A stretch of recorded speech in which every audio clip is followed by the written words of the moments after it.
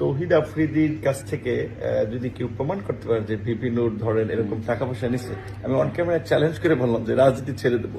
Second হচ্ছে মাই টিভির বিষয়ে আমার কথা বলার একটা কারণ হচ্ছে যে আমরা গণ অভ্যুত্থানের পরে দেখেছি কিন্তু বেশ কয়েকটি গণমাধ্যমের সিনিয়র সাংবাদিককে চাকরিচ্যুত করে তাদের পছন্দের লোককে ওখানে বসিয়ে দেওয়া হয়েছে।